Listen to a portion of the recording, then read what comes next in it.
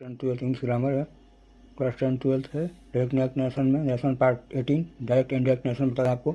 Change in assertive sentences, assertive sentence में change कैसे होता है। यदि रिपोर्टेड स्पीच में reported speech having universal truth, हैवियल fact, proverbial truth, historical fact.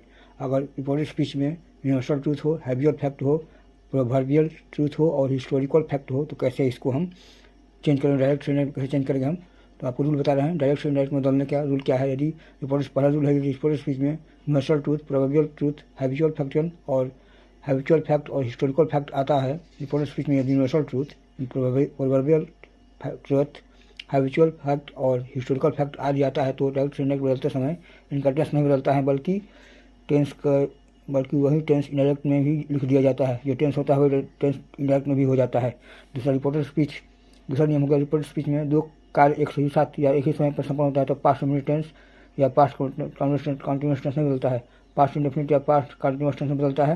Rule number 3 है, रिपोर्टेड स्पीच में इम्प्रोबेबल या हाइपोथेटिकल कंडीशन, असंभव या काल्पनिक को व्यक्त करने वाला वाक्य हो तो पास्ट इंडेफिनिट टेंस नहीं बदलता है।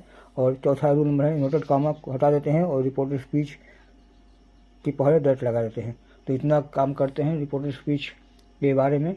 तो रिपोर्टेड स्पीच में अगर हैबिचुअल फैक्ट आता है, यूनिवर्सल ट्रूथ आता है, प्रोबेबल ट्रूथ आता है, हिस्टोरिकल फैक्ट आता है तो इसको हम डायरेक्ट इनडायरेक्ट बदलने में निम्न नियम लागू करते हैं। आपको देखिए, इसको करिए और बस इसको डायरेक्ट इनडायरेक्ट बदल दिए।